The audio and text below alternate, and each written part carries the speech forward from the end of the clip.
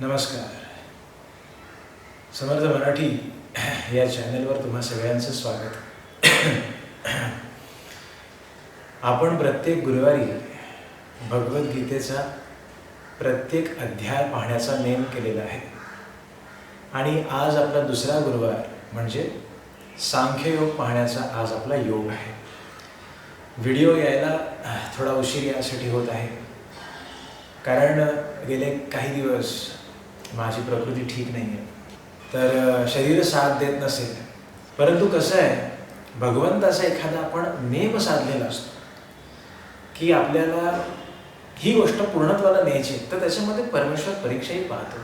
भगवद्गीतेची सुरुवात केल्यानंतर वर्षाच्या सुरुवातीलाच तू ह्याला हे जे गीतेचं एक शिवधनुष्य म्हणता येईल त्याला, ते तू पेलतोयस का? तुझी प्रकृती स्थिर नाही आहे, तुझं मन जागेवरती नाही आहे, तर तू बाजूला ठेवून देतो की बाबा हा ठीक आहे, आजचा गुरुवार नाही, पुढच्या गुरुवारी सांगू, आपले काय यूट्यूबवरचे व्हिडिओज आहेत नंतरही करता येतील, असं करतोय का? हा भगवद्गीतेचा व्हिडिओ जे कोणी आपण पाहत आहात, माझं तुम्हाला एक सांगणं आहे, हे नुसते यूट्यूबवरचे व्हिडिओज नाही आहेत. ही आपली साधना आहे, ही आपली उपासना आहे. भगवंताचं चिंतन करण्याची, भगवंतानेच आपल्याला बुद्धी दिल्यामुळे ही जी टेक्नॉलॉजी ॲडव्हान्स झालेली आहे, त्याच्यामुळे मी इथे बसल्या बसल्या देशादेशांमध्ये सुद्धा हे पोहोचू शकतं, हे तुम्ही ऐकू शकता. परंतु हे व्हिडिओज नुसते नसून ही साधना आहे, उपासना आहे, हे लक्षात घ्या. आणि अशा वेळेला ह्या परीक्षांच्या वेळा येत असतात. आता मी जेव्हा गुरुवारी हा व्हिडिओ रेकॉर्ड करतोय, खरं तर जेव्हा गुरुवार हा व्हिडिओ रेकॉर्डिंग असावं हे जेव्हा मी ठरवलं, तेव्हा बुधवारी रेकॉर्डिंग होणं अपेक्षित आहे. म्हणजे मग तो गुरुवारी विदाऊट एनी प्रॉब्लेम ऑनलाईन येऊन जातो.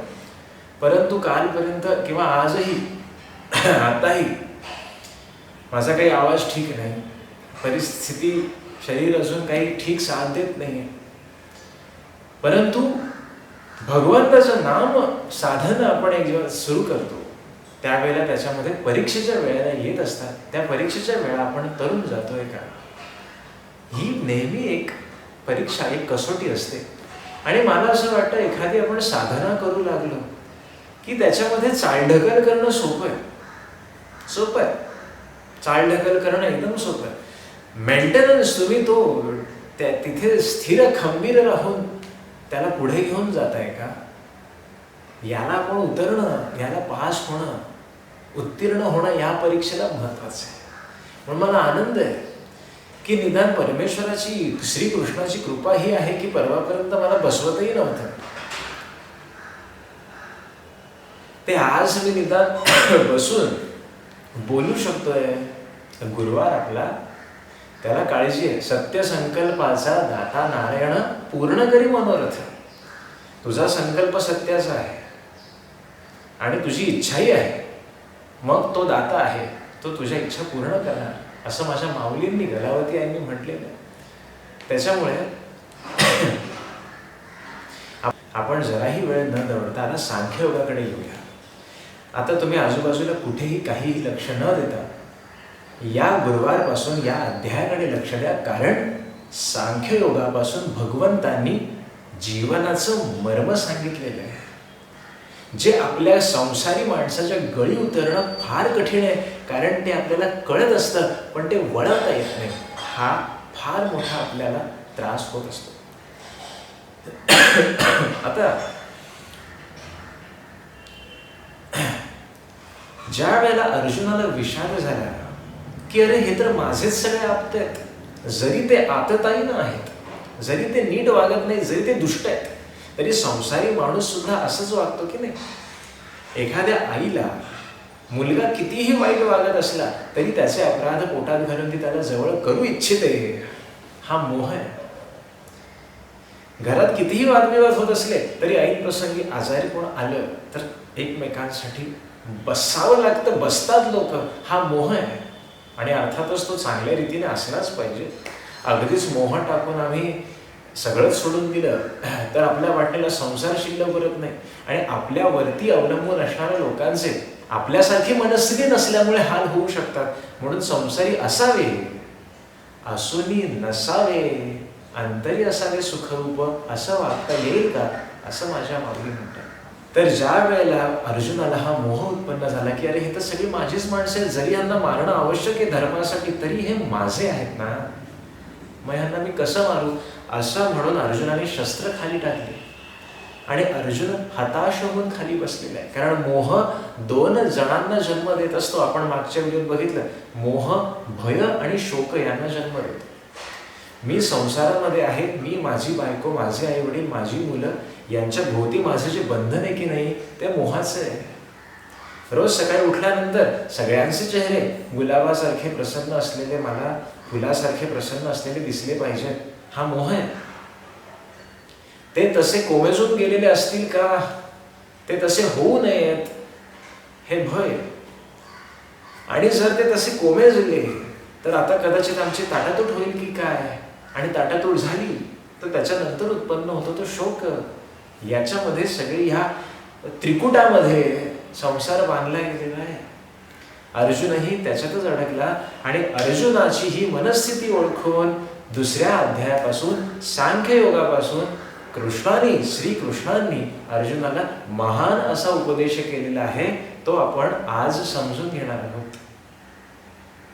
सांख्ययोग याचं दुसरं नाव देता येईल ज्ञानयोग, निर्मळ ज्ञान. ज्ञान कुठचं, आत्मज्ञान, आत्म्याचं ज्ञान करून देणारा योग सांख्ययोग. आता हा जो अध्याय आहे हा संपूर्ण गीतेमधला सगळ्यात दुसरा मोठा अध्याय आहे. सगळ्यात शेवटचा अध्याय जो आहे तो सगळ्यात मोठा, त्याच्यात 78 श्लोक आहेत. सांख्ययोगामध्ये 72 श्लोक आहेत. बाकी कोणताही अध्याय नाही ज्याच्यात इतके श्लोक येतात. बाकी ऑलमोस्ट सगळ्या अध्यायांमध्ये 35-40 किंवा त्याच्यापेक्षा कमी श्लोक आलेले आहेत. परंतु हा सांख्ययोग हा ज्ञानयोग आहे, कारण याच्यामध्ये गूढ तत्वज्ञान, आत्मज्ञान श्रीकृष्णाने स्वतःच्या वाणीने, परमात्म्याने स्वतःच्या वाणीने अर्जुनाला सांगितलेले आहे. आता या सांख्ययोगामध्ये भगवंतांनी 3 गोष्टी सांगितल्या आहेत. पहिली गोष्ट भगवंतांनी अर्जुनाला ही सांगितली की बाबा स्वधर्म आचरण हे करणं तुला प्राप्त आहे. शिक्षक आहे त्याने शिकवणं हा त्याचा स्वधर्म आहे. डॉक्टर आहे त्याने मागचा पुढचा विचार न करता डॉक्टरी उपचार करणं हे डॉक्टरचं स्वधर्म आहे. क्षत्रियाने शस्त्र न टाकणं आणि धर्माला धरून युद्ध करणं हा क्षत्रियाचा स्वधर्म आहे. न्याय अन्याय ओळखून स्वधर्माने युद्ध करावंच लागतं. असं जर का सगळ्या सात्विक लोकांनी शस्त्र टाकली असती तर सगळ्या स्वार्थी लोकांनी ही दुनिया काबीज केली नसती का. त्याच्यामुळे स्वधर्म आचरण करणं हा पहिला बोध सांख्ययोगातून श्रीकृष्णाने अर्जुनाला केलेला आहे. मग स्वधर्म आचरण तुला करणं प्राप्त आहे असं सांगितल्यानंतर भगवंताने अर्जुनाला आत्म्याचं महत्व प्रगट करून दिलेलं आहे की आत्मा हा कसा अविनाशी आहे, आत्मा हा कसा अमर आहे. आणि स्वधर्म आचरण आत्म्याचं निरूपण करून सांगितल्यानंतर भगवंत अर्जुनाला निष्कामक कर्म करण्याबद्दल सांगतात. म्हणून सांख्ययोगामध्ये कर्मण्यवाधिकारस्ते हा श्लोक येतो. कारण प्रथम स्वधर्म आचरण कर, मग आत्म्याचं अमरत्व जाणून घे, म्हणजे तुला स्वधर्म आचरण करायला त्रास होणार नाही. आणि स्वधर्म आचरण करताना सुद्धा सात्विकतेमध्ये सुद्धा तुला अहंकार होऊ शकतो. म्हणून कर्म करताना निष्काम कर्म कर, म्हणून कर्मण्यवाधिकारस्ते या श्लोकावर आपण येऊ. त्याच्यावरती जशी वेळ येईल तसं आपण तिथे येऊया. आता भगवंतांनी 11व्या श्लोकापासून अर्जुनाला उपदेश करायला सुरुवात केलेली. पहिले 10 श्लोक ही पुन्हा एक थोडीफार प्रस्तावना झालेली की अर्जुन तेच रडगाणं करतो की कसं मारू मी ह्यांना, हा देह मी मारला तरी मला ह्यांनी जे राजवैभव आहे तेच भोगायचं आहे ना, त्यापेक्षा मी भिक्षांना मागेन, भिक्षांना सेवन करीन, अशी त्याची विचारधारणा आहे. म्हणून त्याला स्वधर्माचं आचरण करणं प्राप्त आहे हे भगवंतांनी 11व्या श्लोकामधून पुढे ग्रथित केलेलं आहे. आणि 38व्या श्लोकापर्यंत स्वधर्म आचरण करायला सांगत असताना आत्मा कसा अमर आहे याचं विवेचन भगवंत करतात. त्यानंतर 38व्या श्लोकापर्यंत सांख्ययोगाच्या आत्मा कसा अमर आहे, आत्मा हा कसा अविनाशी आहे, नैनम छिन्नन्ति शस्त्राणि नैनम दहति पावकः, अशा पद्धतीने वर्णन केल्यानंतर आता तू कर्म करायला उद्युक्त होतोयस ना. मग 39व्या श्लोकापासून 54व्या श्लोकांपर्यंत निष्काम कर्म सांगितलेलं आहे. मग एवढं सगळं झाल्यानंतर अर्जुनाने पुन्हा स्थितप्रज्ञस्य का भाषा, म्हणजे स्थितप्रज्ञांची लक्षणं कोणती, तो कसा बसतो, कसा आचरण करतो, कसा वागतो, हे अर्जुनाने पुन्हा विचारले. आणि त्याच्यामुळे 55 ते 72 या श्लोकांमध्ये भगवंतांनी अर्जुनाला स्थितप्रज्ञांची लक्षणं कोणतीही सांगितलेली आहेत. बरं, आता हे सगळं मी एक्सप्लेन का केलं, कारण आपण काय शिकणार आहोत याची थोडी फोड करणं आवश्यक आहे ना. आता मी गणिताचा शिक्षक आहे, सामान्य शिक्षक आहे मी गणिताचा, परंतु गणिताचा एखादा धडा घेतल्यानंतर, आता कोणता धडा बाबा, पर्सेंटेज,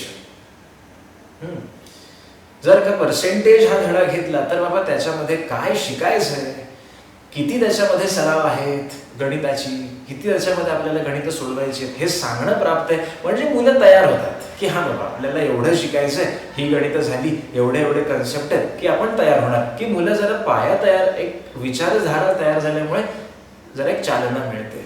तसं सांख्ययोगामध्ये एकदम उडी न मारता भगवंतांनी 72 श्लोकांमध्ये विभागणी कशी केलेली आहे. 11व्या श्लोकापासून भगवंत उपदेश करायला सुरुवात करतात. 11 पासून ते 38व्या श्लोकांपर्यंत स्वधर्म आचरण कर, आत्म्याचं अविनाशीपणा समजून घे. आणि 39व्या श्लोकांपासून पुढे 54व्या श्लोकांपर्यंत भगवंत निष्काम कर्म करण्याचं सांगतात. आणि 55 ते 72 मध्ये स्थितप्रज्ञांची लक्षणं सांगितली. आता आपण काय करायचं, प्रश्न एकच, मी संसारी माणूस आहे, हा इतका बलाढ्य सांख्ययोग मला पचेल का, मग यातनं काय घ्यावं ते सांगा. जसं मी पहिल्या अध्यायात सांगितलं की अर्जुन विषाद योगातून मी काय घेणार, अर्जुन विषाद योगातून मी घ्यायचं मोहाचं बंधन संसाराला कारणीभूत असतं. मोहाचं बंधन तुटलं की संसार म्हणून माझ्या वाटणीला उरत नाही. आता मी जिथे बसलेलो आहे क्लासरूम मध्ये मी बसलेलो, कारण घरी सोय नाही, कारण घरी सगळेच आजारी आहेत, माझ्या सकट. पण अशा वेळेला घरातून बाहेर पडून इथपर्यंत येऊन, आता इथेही कोणी नाही, डोंट वरी, मी कोणत्याही लोकांमध्ये मिसळत नाहीये, परंतु जागेची अनुकूलता घरामध्ये नाहीये. इतक्या छान मोठ्या पद्धतीने बोलावं अशी वेगळी खोली माझ्या नशिबी सध्या नाही. प्रत्येक खोलीमध्ये कोणीतरी माणूस आडवं झालेला आहे आजारपणामुळे. अशा वेळेला या मोहाची दोरी थोडीशी बाजूला ठेवून यावं लागतं, तेव्हा साधना शक्य होऊ शकते. मी तुम्हाला मगाशी पण म्हटलं, माझं शरीर स्वस्थ नाहीये, माझ्या घरच्यांपैकी सगळ्यांची शरीरं प्रतिकूल अवस्थेमध्येच आहेत. अशा वेळेला मी हा गुरुवार टाळू शकलो असतो. मोहाचं बंधन किती दृढ करावं, कुठे मला वेगळी ठिकाणी लक्ष द्यायचंय, परमार्थाकडे किती लक्ष द्यायचंय, कुठे लक्ष द्यायचंय, कुठे मी संसारातनं एक पाऊल थोडंसं बाजूला काढावं, हेच थोडंसं लक्ष देऊन जर आपण केलं तर संसारही व्यवस्थित सांभाळता येतो. आणि परमेश्वराप्रती लक्ष जर आपण लावलं तर तो आपल्याला संसार सांभाळण्यासाठी मदत करतो. की हा बाबा संसार का करतो, पण दिवसातनं थोडा वेळ माझ्या चरणी लावतोय ना, याचा संसाराची भार घेण्याची जबाबदारी मी घेईन. साध्या संसारातल्या गोष्टी आपल्याला पार पाडण्यासाठी जर मर्जी सांभाळावी लागते त्या माणसांची, तर हा बलाढ्य संसार, भला मोठा पसारा आम्ही जो उभा केलेला आहे, तो डोलारा सांभाळण्यासाठी जो ह्या त्रिभुवनाचा पती परमेश्वर त्याच्या चरणी थोडासा वेळ लावला तर काय हरकत आहे मला सांगा. तर पहिल्या अध्यायामध्ये आपण तेच बघितलं, मोहाचं बंधन दृढ झाल्यामुळे अर्जुनाला शस्त्र खाली टाकावं असं वाटलं. मग भगवंतांनी उपदेश केला सांख्ययोगाचा. तो मी संसारी माणसाने काय घ्यावं मी तुम्हाला एका शब्दात सांगतो. सांख्ययोग ज्ञानयोग याचं सार मी तुम्हाला एका शब्दात सांगणार आहे. आणि त्यानंतर आपण 2 ते 3 श्लोक सांख्ययोगाचे बघायचे, तेवढं संसारासाठी आपल्याला पुरणार आहे. कारण संसारामध्ये परमार्थातून जेवढं पचेल तेवढंच घ्यावं लागतं. सगळे 72च्या 72 श्लोक पचवून त्यातले इम्प्लिमेंट किती करणार आहेस बाबा. नुसतं ऐकणं याने होत नाही. आचरणात आणण्यामध्ये, कृती करण्यामध्ये आपल्याला थोडंसं एनर्जी म्हणा, मन म्हणा लावावं लागतं. ऐकून मी ब्रह्माचा अंश आहे ऐकायला फार सोपं आहे, पण ते जाणण्यासाठी, एक्सपिरियन्स होण्यासाठी तशी कृती करावी लागते. सांख्य योगाचं संसारी माणसाला, तुम्हा आम्हा सगळ्यांना श्रीकृष्ण भगवंताचं एका शब्दात सांगणे, तुला सांख्ययोग पचवायचं आहे संसारात राहून, एक गोष्ट तुला आत्मसात करता आली पाहिजे, पाळता आली पाहिजे, इम्प्लिमेंट करता आली पाहिजे, ती म्हणजे समत्व. काय म्हटलं मी? समत्व, समानता. तुला समानता धारण करता येते का संसारामध्ये? ती जर तुला आली तर तुला सांख्ययोग पचलाय, तुला सांख्ययोग समजलाय. अजून सांख्ययोग वेगळं तुला संसारासाठी काही सांगणार नाही. उदाहरण देऊ तुम्हाला. भगवंत जेव्हा 14वा श्लोक सांगतात, 14वा श्लोक जेव्हा भगवंत सांगतात, त्या 14व्या श्लोकामध्ये मात्रा स्पर्शास्तु कौंतेय शीतोष्ण सुख दुःख राहा आगमापायिनो नित्यास्तान स्थितिक्षस्व भारत. की हे कुंतीपुत्रा, शीत उष्ण सुख दुःख असे हे देणारे विषयेंद्रियाचे संयोग क्षणभंगूर आहेत. सुख किंवा दुःख होणं क्षणभंगूर आहे. शीत उष्ण जे तुला जाणवतं, शीत म्हणजे चांगलं, साधा अर्थ परमार्थातला घ्यायचा झाला तर उष्ण कोणाला हवं असतं, उष्ण कोणाला मानवत नाही. उष्ण म्हणजे जे सहन होत नाही ते. शीत उष्ण म्हणजे अगदी शब्दशः अर्थ घेऊ नका. परमार्थामधून शीत उष्णाचा अर्थ घेताना शीत म्हणजे जे मानवते ते, उष्ण म्हणजे जे मानवत नाहीये, जे दाहक होते. तर मात्रा स्पर्शास्तु कौंतेय, तुला या ज्या तन्मात्रा आहेत याच्यामधून तुला जे सुख दुःख भोगायला मिळतंय की नाही ते सगळं क्षणभंगूर आहे. मात्रा स्पर्श याचा अर्थ आपली ज्ञानेंद्रिय किती आहेत? 5. कोणती? नाक, कान, डोळे, जिव्हा आणि त्वचा. या 5 ज्ञानेंद्रियांसाठी निसर्गाने 5 विषय बनवलेले आहेत. तुला डोळे दिले रूप, तुला कान दिले शब्द, तुला नाक दिले गंध, तुला जिव्हा दिलीये रस आणि तुला त्वचा दिलीये स्पर्श. 5 विषय संयोग पावतात 5 ज्ञानेंद्रियांशी, त्याला मात्रा स्पर्श असं म्हणतात. कारण या 5 विषयांच्या मात्रा असतात. भगवंताला अर्जुनाला हे सांगायचे की तुला ह्या 5 विषयांमुळे तुला जे सुख दुःख जाणवतात ते क्षणिक आहेत, क्षणभंगूर आहेत. आता मी तुम्हाला म्हटलं सांख्य योगातून घ्यायचं काय? समानता, समत्व. घेता येईल का आपल्याला? समत्व घेता येईल का? सुख आलं तरी सम, दुःख आलं तरी सम मनाची वृत्ती राहिली पाहिजे. शीत म्हणजे मानवणारी अनुकूल स्थिती जरी झाली तरी मी आनंदी आहे, प्रतिकूल स्थिती झाली तरी मी आनंदी आहे, असं मनाची स्थिती निर्माण होणं म्हणजे समत्व.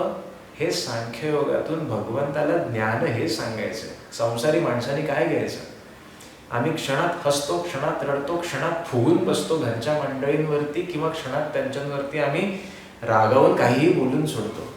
आमची वृत्ती एका मिनिटाला स्थिर राहत नाही. तर सुखाच्या पसाऱ्यापुढे आणि दुःखाच्या ढिगाऱ्यापुढे आमची स्थिती सम राहील का?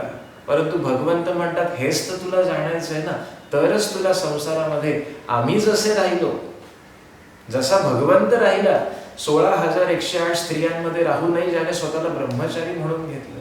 का? कारण इथपर्यंत काही होतच नाहीयेत ना गोष्टी, परिणाम. जेव्हा इथे काही लागत नाही, इथे समय, सुख आलं तरी आनंद, दुःख आलं तरी हो, ओके, अशा वेळेला लग्न करूनही कृष्ण स्वतःला ब्रह्मचारी मनाने म्हणून घेतो, शरीराने नाही. आम्ही स्थूल शरीराचा विचार करतो. भगवंताचा उपदेश, गीतेचा उपदेश हा पूर्णपणे मनाला आहे. मनाला आहे. मन सम तुम्हाला ठेवता येईल का?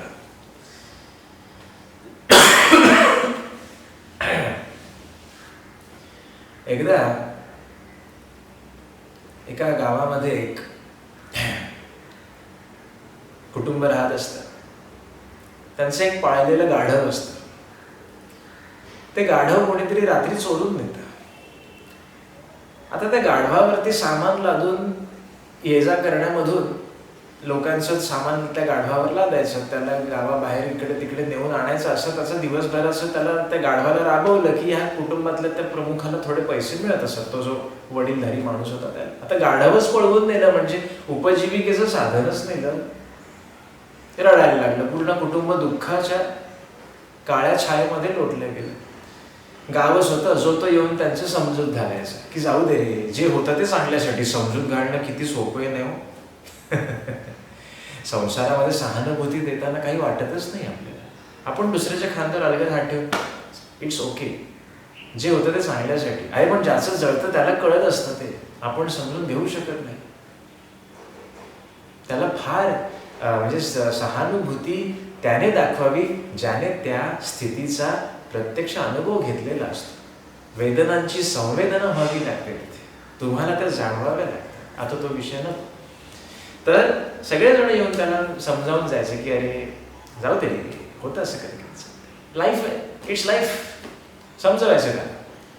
तो शेवटी ते एवढे लोक येऊन त्याला समजून गेले की तो शेवटी कंटाळला. तो म्हणतो जाऊ दे, जे आहे नशिबात ते गेलं गाढव, जाऊ दे. गंमत अशी झाली की ज्याने ते गाढव पळवून नेलं होतं त्याने 2-3 दिवसानंतर जंगलामध्ये सोडून दिलं ते गाढव. काय त्याचं झालं असेल, त्याने जंगलात सोडून दिलं.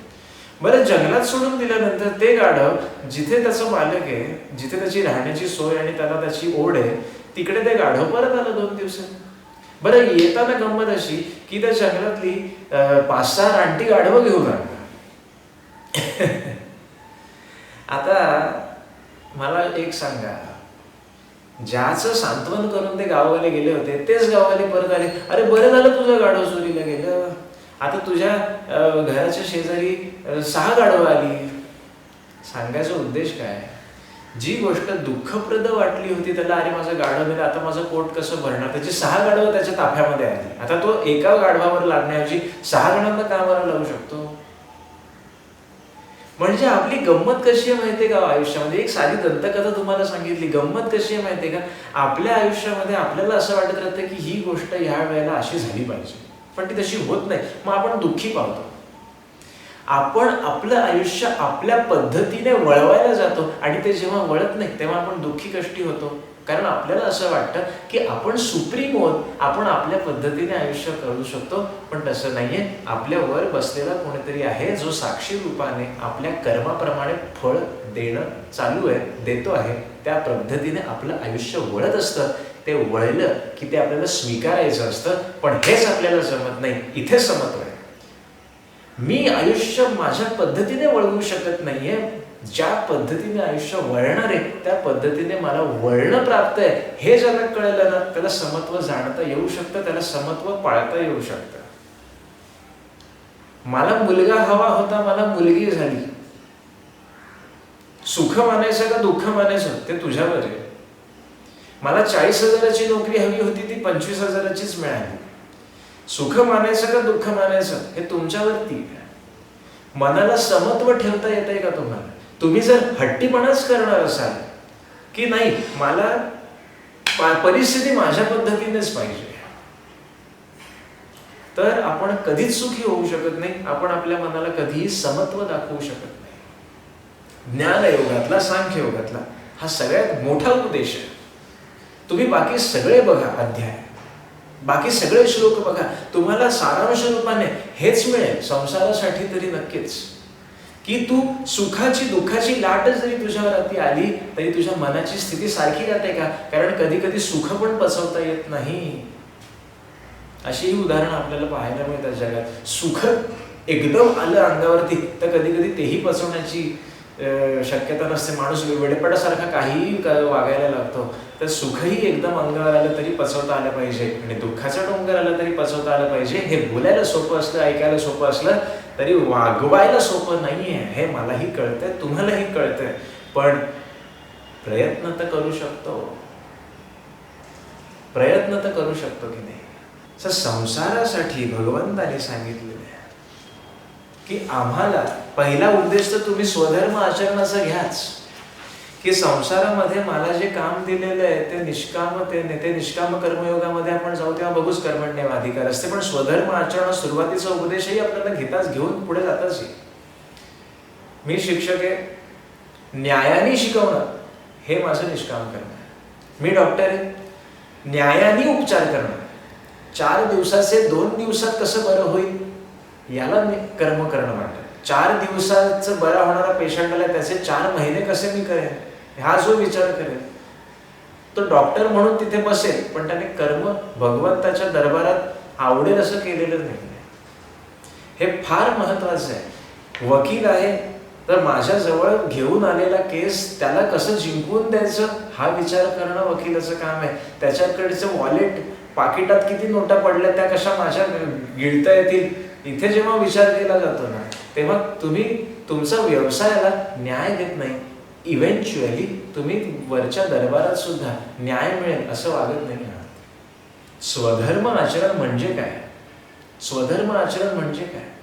छत्रपती शिवाजी महाराजांनी जे आचरण केले ते स्वधर्म आचरण आहे. अर्जुनाने जे आचरण केले ते स्वधर्म आचरण आहे. युद्ध तर मुघलांनी पण केले, आदिलशाही कुतुबशाही यांनी पण युद्ध केलेत आणि युद्ध आपल्या महाराजांनी पण केलेली आहेत. परंतु स्वधर्म आचरण कोणी केले? आपल्या महाराजांनी केलेलं आहे. का? कारण त्यांना माहिती होतं की न्याय काय आहे, अन्याय काय आहे.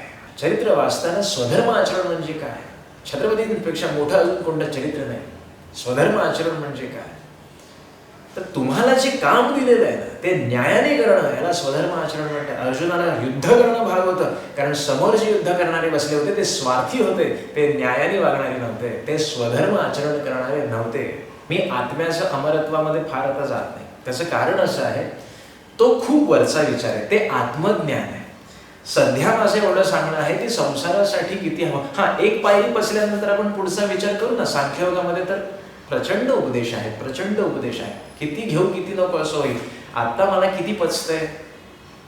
38व्या श्लोकामध्ये भगवंत म्हणतात, सुख दुःखे समे कृत्वा लाभा लाभौ जया जयौ ततो युद्धाय युज्यस्व नैनम पापम वाप्स्यसी. सुख दुःख लाभ हानी जय पराजय समान मानून युद्धाला तयार हो. अशा रीतीने युद्ध केले म्हणजे तू पापाला प्राप्त होणार नाहीस. का? कारण तुझी वृत्ती आता समतोल आहे. जिंकलो तरी हरकत नाही, हरलो तरी हरकत नाही. मग इथे तुझ्या मनामध्ये द्वंद्व नाही आहेत ना. तुझ्या मनात ज्यावेळी द्वंद्व नाही आहेत त्यावेळी तू तुझ्या अजून कर्माच्या लहरींना स्थान देत नाहीयेस आणि त्याच्यामुळे तू तुझ्या पापाचा वाटेकरी होत नाहीस. का? कारण त्याचं भोक्तृत्व तू स्वतःकडे घेत नाहीयेस. लोक गंमतच इथे करतात. भगवंत म्हणतात सुख दुःख लाभ हानी जय पराजय यांना सममान.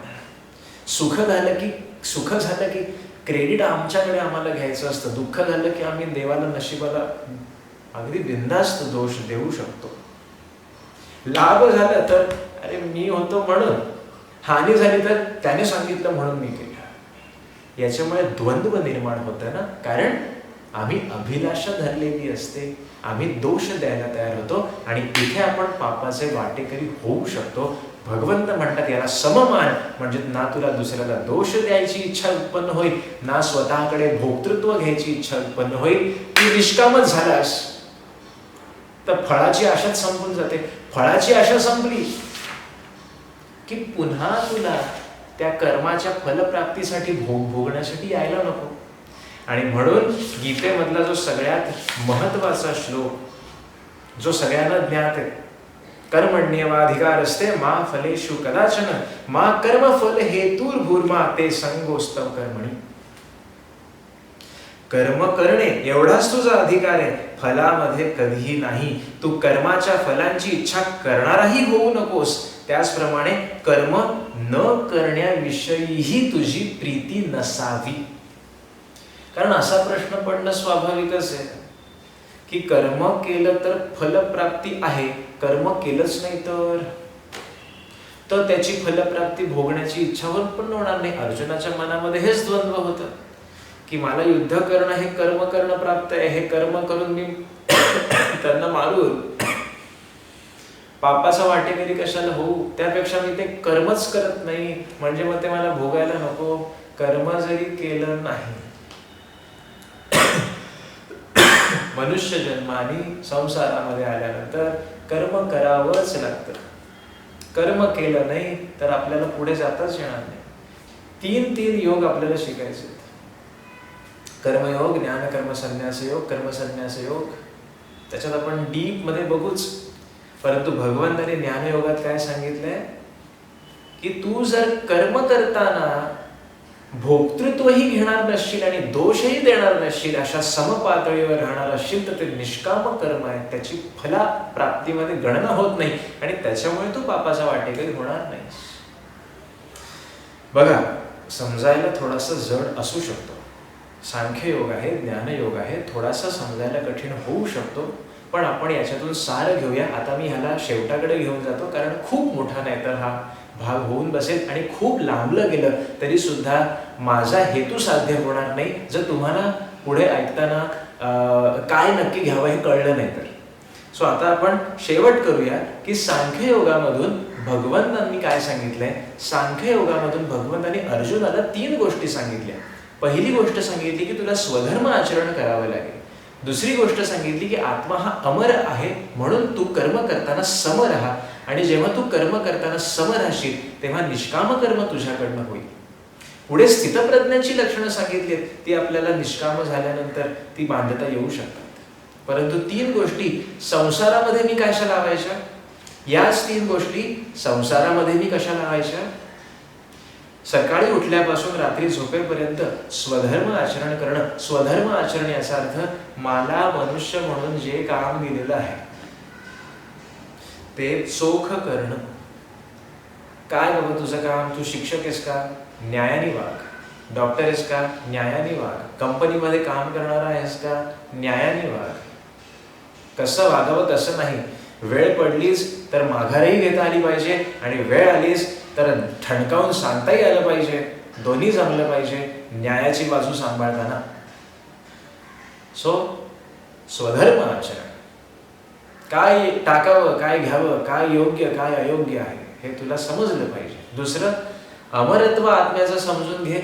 म्हणजे संसारी माणसाने काय समजून घ्यायचं, आता आत्मा हा अमर आहे, तो मरत नाही. हे देह जे तुला युद्धासाठी दिसत आहेत हे याच्या आधीही नव्हते असं नाही, याच्या नंतरही नसणार आहेत असं नाही. हे खूप खोल ज्ञान आहे, सखोल ज्ञान आहे. परंतु मी काय विचार करू शकतो याच्यातून, समत्व. समत्व म्हणजे या शरीराला सुख होणार दुःख होणार हे ठरलेलं आहे. हे भोग शरीराचे आहेत, आत्म्याचे नाही आहेत. परंतु एवढं थोडंसं कॉम्प्लिकेटेड करण्याच्या ऐवजी समत्व संसारामध्ये, आज सकाळी उठल्यानंतर माझ्यासाठी दिवस अनुकूल असू शकतो किंवा प्रतिकूल असू शकतो. बरोबर आहे की नाही. आता मागच्या गुरुवारी माझ्यासाठी एकदम अनुकूल दिवस होता. घरी विशेष कोणी नव्हतं, सगळे कामावरती गेले होते, सगळे त्यांच्या कामात बिझी होते. मला व्हिडिओ रेकॉर्ड करता आला. हाच गुरुवार माझ्यासाठी प्रतिकूल होता, कारण माझी स्वतःची स्थिती परिस्थिती शरीराची चांगली नाही. घरी सगळे आजारी आहेत. जागेची अनुकूलता नाही, वेळेची अनुकूलता नाही. परंतु अशा वेळेला सुद्धा तू तुझ्या कर्मामध्ये चोख राहतोयस का, कर्मामध्ये चोख राहतोयस का, हे कळणं महत्वाचं. समत्व. सुख आलं तरी हरकत नाही, दुःख आलं तरी हरकत नाही. अनुकूल स्थिती आली चांगलं, प्रतिकूल स्थिती आली हरकत नाही. समत्व. संसार जाणला. कसं आहे, आम्ही घटकेत बदलतो ना, इथे आमची संसारात फार कुचंबणा होते. सकाळी आम्ही हसत असतो, दुपारी आम्ही रडत असतो, संध्याकाळी आम्ही फुगून बसलेलो असतो आणि रात्री आम्ही क्रोधात असतो. अशा पद्धतीने संसार होतात, पण त्याच्यात एक मजा नसते. घरी जर का असे 2-3 व्यक्ती असतील तर बघा सगळंच वातावरण बिघडतं की नाही. क्षणात हसणं, क्षणात रुसणं. म्हणून भगवंत म्हणतात संसारामध्ये लहरी उत्पन्न होणार, सुखदुःखाच्या लाटा उठत राहणार. समानता. समानता ही खरी तर मोक्ष प्राप्त करून देणारी पायरी आहे. खरी तर समानता. तुम्ही सगळ्याच बाबतीमध्ये समानता आली तर काय, मनाची स्थिती कुठच्या कुठे गेली. पण निदान आम्ही, म्हणून मी माझं स्वतःचं उदाहरण यासाठी देतो, स्वस्तुती करायची नाही. बरं, मला स्वतःचं उदाहरण दिलं की समोरच्याला जास्त पटतं. म्हणून मी प्रतिकूल अनुकूल स्थिती आणि चांगल्या वाईट गोष्टींमधून कसं आपल्याला साधना चालू ठेवायचे हे सांगण्याचा माझा प्रयत्न आहे. काही मी विशेष मोठी कामगिरी करत नाही. आणि निष्काम कर्म, निष्काम कर्म करा. म्हणजे का कर्म करताना विस्कटलं तर दोष द्यायचा आणि सुंदर झालं तर क्रेडिट घ्यायचं, या दोन्हींपासून अलिप्त राहा, याला निष्काम कर्म म्हणतात. ते आपण पुढच्या कर्मांमध्ये बघू, पण याच्यात कर्मण्येव अधिकार असल्यासारखा महान श्लोक आहे, म्हणून मी याचं विवरण केलं. कारण सांख्ययोगामध्येही तत्वतः श्रीकृष्णाने निष्काम कर्मयोग सांगितलेला आहे.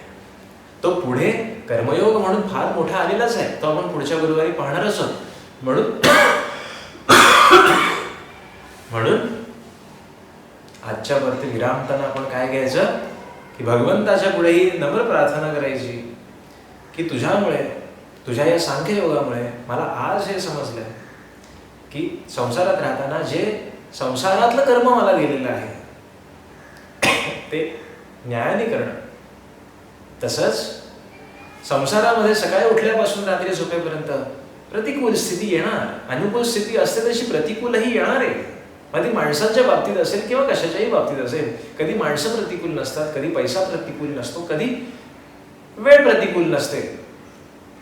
याच्या पलीकडे प्रॉब्लेम अस्तित्वातच नसतो, आहे की नाही.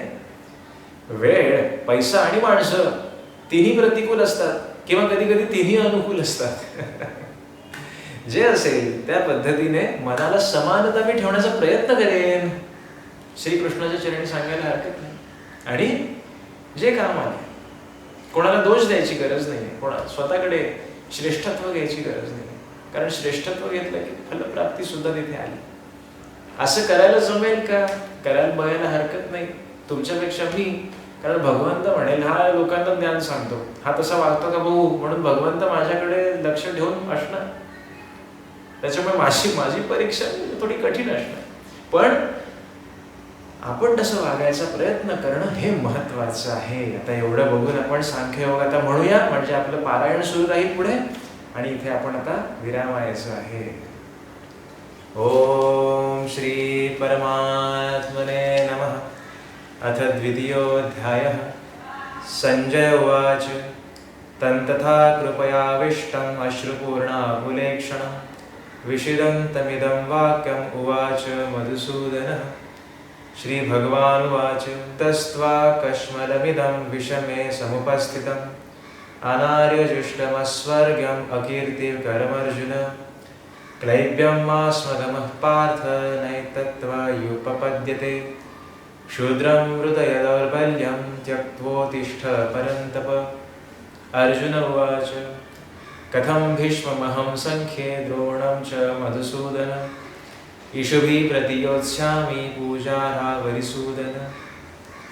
गुरुन् हत्वा हि महानुभावान् श्रेयो भोक्तुं भैक्षमपीह लोके. हत्वार्थकामांस्तु गुरोरिहैव भुज्यीय भोगान् धृतिरप्रदिग्धान्.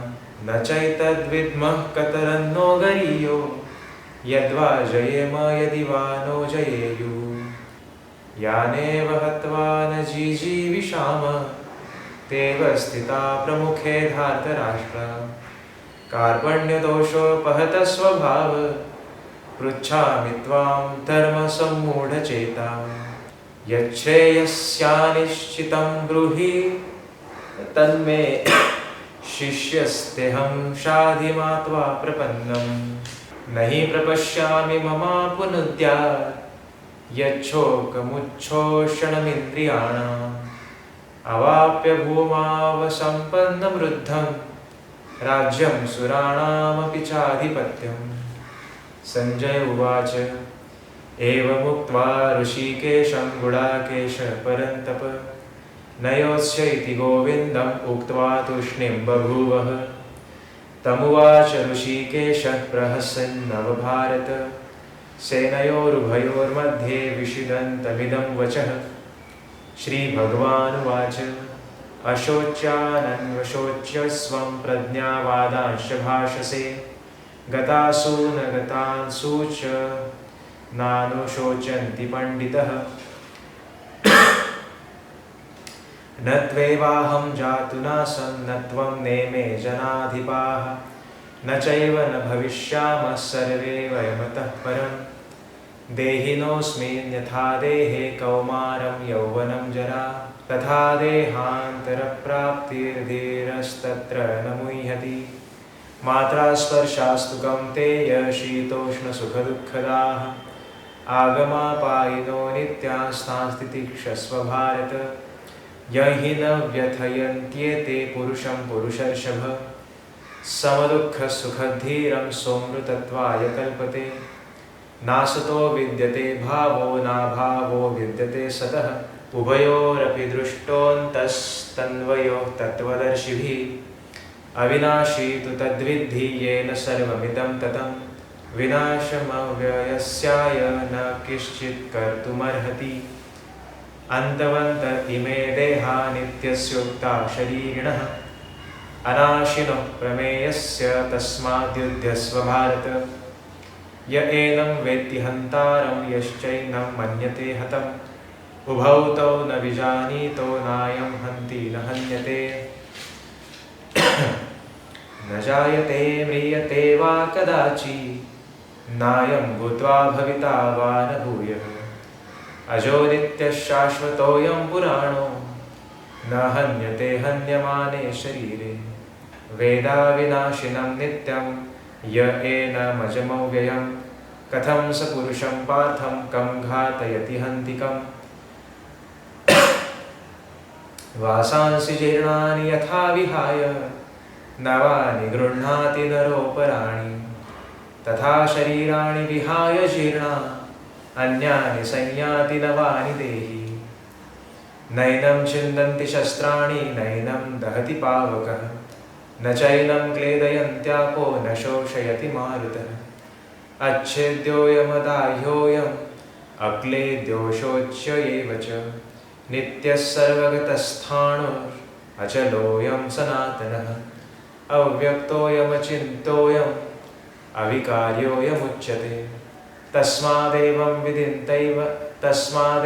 विदित्वैनं नानु शोचितुमर्हसि।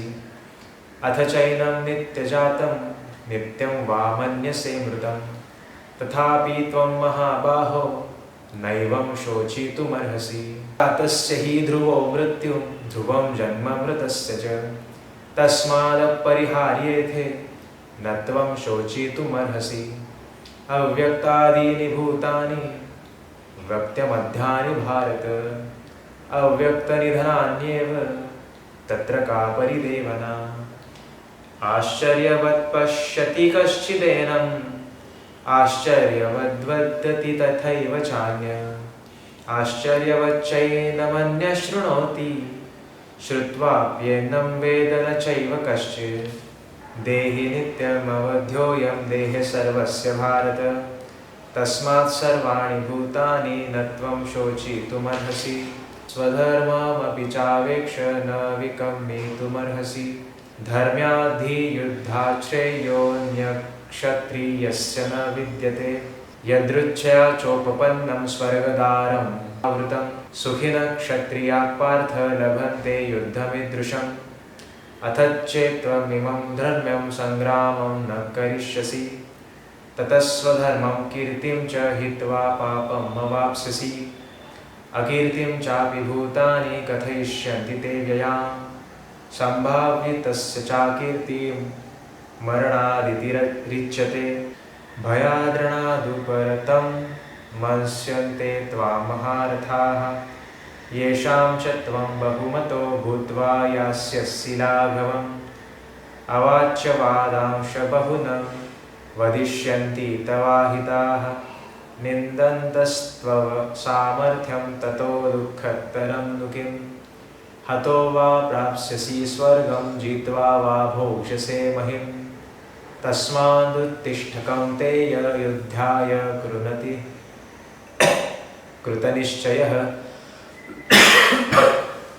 सुखदुःखे समे कृत्वा लाभालाभौ जयाजयौ ततो युद्धाय युज्यस्व नैवं पापम् अवाप्स्यसि। एषा ते विहिता साङ्ख्ये बुद्धिर्योगे त्विमां शृणु। बुद्ध्या युक्ते यया पार्थ कर्मबन्धः प्रहास्यसि। नेहाभिकर्मनाशोऽस्ति प्रत्यवायो न विद्यते। स्वल्पमप्यस्य धर्मस्य त्रायते महतो भयात्। व्यवसायात्मिका बुद्धिरेकेह कुरुनन्दन बहुशाखायनन्ताश्च बुद्धयो व्यवसायिनां यामिमां पुष्पितां वाच प्रवदन्त्यविपश्चितः वेदवादरतः पार्थ नान्यदस्तीतिवादिनः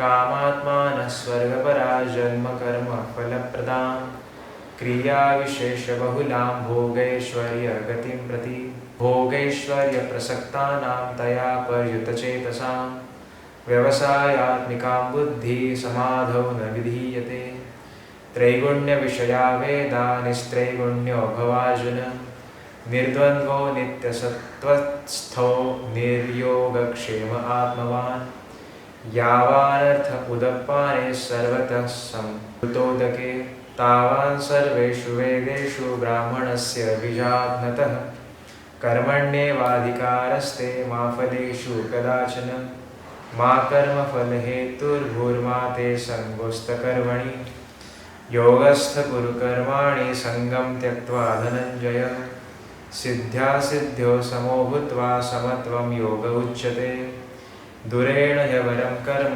बुद्धियोगा धनञ्जय बुद्धौ शरणमन्विच्छ कृपणा फलहेतवः बुद्धियुक्तो जहातीह उभे सुकृत दृश्यते तस्माद्योगाय युज्यस्व योगः कर्मसु कौशलं कर्मजं बुद्धियुक्तां हि फलं त्यक्त्वा मनीषिणः जन्मबन्धविनिर्मुक्तां पदं गच्छन्त नामयं यदा ते मोहकलिलं बुद्धिर्व्यतितरिष्यति तदा गन्तासि निर्वेदं श्रोतव्यस्य श्रुतस्य च श्रुतिविप्रतिपन्ना ते यदा स्थास्यति निश्चला समाधावचला बुद्धिस्तदा योगम् अवाप्स्यसि अर्जुन उवाच स्थितप्रज्ञस्य का भाषा समाधिस्थस्य केशव स्थितधिः कि प्रभाषेत किमासीत व्रजेत किम् श्रीभगवानुवाच प्रजहाति यदा कामान् सर्वान् पार्थ मनोगतान् आत्मन्येवान्मना तुष्टस्थितप्रज्ञस्य दोष्यते दुःखेष्वनुद्विग्नमनः सुखेषु विगतस्पृहः वितरागभयक्रोधस्थितधीर्मुनिरुच्यते यः सर्वत्रानभिस्नेहस्ततत्तत्प्राप्य शुभाशुभं नाभिनन्दन्ति न द्वेष्टि तस्य प्रज्ञा प्रतिष्ठिता यदा संहरते चायं कुर्मोऽङ्गानीव सर्वशः इन्द्रियाणीन्द्रियार्थेभ्यस्तस्य प्रज्ञा प्रतिष्ठिता विषया विनिवर्तन्ते निराहारस्य देहिनः रसवर्जं रसोऽप्यस्य परं दृष्ट्वा निवर्तते ययतो ह्यपि कौन्तेय पुरुषस्य विपश्चितः इन्द्रियाणि प्रमाथीनि हरन्ति प्रसभं मनः तानि सर्वाणि संयम्य युक्त आसित मत्परः वशे हि यसेन्द्रियाणि तस्य प्रज्ञा प्रतिष्ठिता ध्यायतो विषयान् पुंसः सङ्गस्तेषुपजायते सङ्गात् सञ्जायते कामः कामात् क्रोधो विजायते क्रोधात् भवति सम्मोहः सम्मोहात् स्मृतिविभ्रमः स्मृतिभ्रंशात् बुद्धिनाशो बुद्धिनाशात् प्रणश्यति रागद्वेषवियुक्तस्तु विषयानिन्द्रियैश्चरन् आत्मवश्यैर्विधेयात्मा प्रसादमिदगच्छति प्रसादे सर्वदुःखानां हानिरस्योपजायते प्रसन्नचेतसो ह्याशो बुद्धिपर्यवतिष्ठते नास्ति बुद्धिरयुक्तस्य न चायुक्तस्य भावना न चाभावायतः शान्तिः अशान्तस्य कुतं सुखम् इन्द्रियाणां हि चरतां यन्मनो नो विधीयते तदस्य हरति प्रज्ञा वायुर्नावमिवाम्भसि तस्मादस्य महाबाहो निगृहीतानि सर्वशः इन्द्रियाणीन्द्रियार्थेभ्यस्तस्य प्रज्ञा प्रतिष्ठिता या निशा सर्वभूतानां तस्या जागर्ति संयमी